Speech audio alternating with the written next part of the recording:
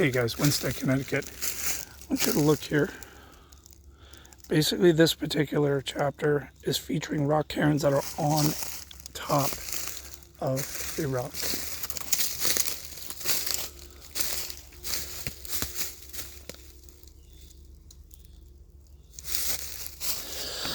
So you basically have, this is actually one of the more common ones that I've ever seen, is like this.